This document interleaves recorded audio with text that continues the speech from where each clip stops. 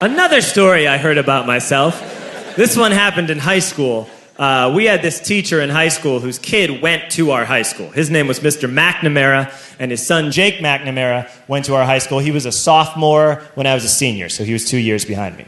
And Mr. McNamara was an asshole. And one weekend, he and his wife decided to leave town, which you should never do if you're an asshole.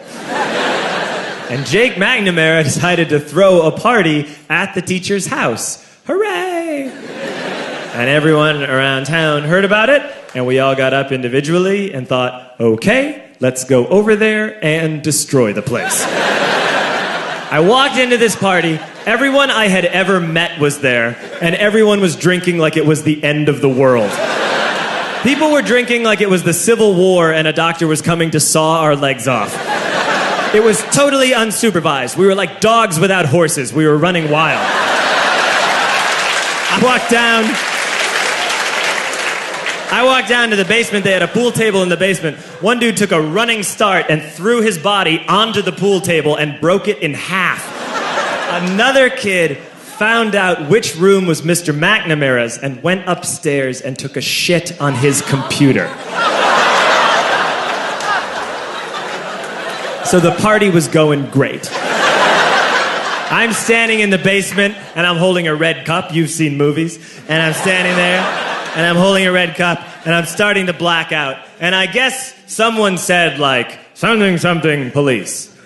And in a brilliant moment of word association, I yelled, fuck the police! Fuck the police! And everyone else joined in.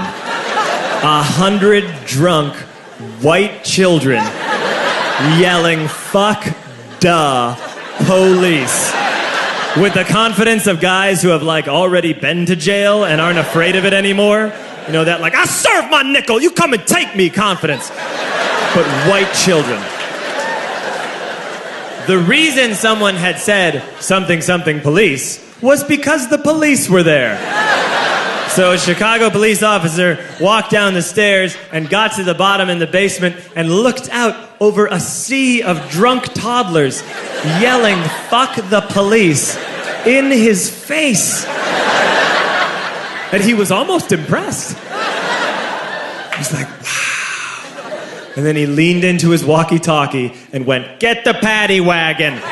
And my friend John, who is now a father, this man now has a baby, he grabbed a 40, smashed it on the ground, and yelled, scatter!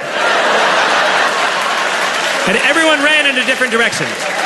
We all ran in different directions. It was like that scene in Ratatouille when the humans come in the kitchen and all the rats go in different ways. We all ran in different directions. I ran into the laundry room, and I jumped up on the washing machine, and I crawled out through a window into the backyard, and now I'm running through the backyard, and there was this big chain link fence, and I thought, I've never climbed a fence that high before. And then I woke up at home.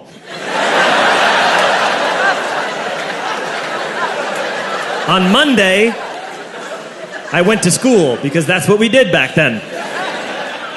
And I'm walking into the school building, and who do I see but Jake McNamara? And he says to me, hey, were you at my party on Saturday? And I said, no. You know, like a liar. And he said things got really out of hand. Someone broke the pool table. Someone took a shit on my dad's computer. But the worst thing, he says, the worst thing is that someone stole these old antique photos of my grandmother, and my parents are freaking out about it. And I had that thought that only blackout drunks and Steve Urkel can have.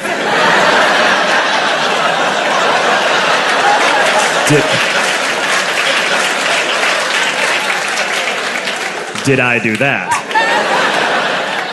I figured, no, I wouldn't have done that. But I was never sure. Until 2 years later. Relax.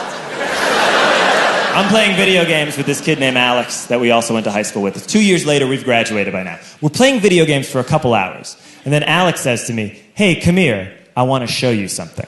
And he takes me into his bedroom. And then he takes me into a side room off of his bedroom. Never a good thing to have. And he shows me a tiny room that is covered wall to wall in stolen antique photos from different people's parties over the years.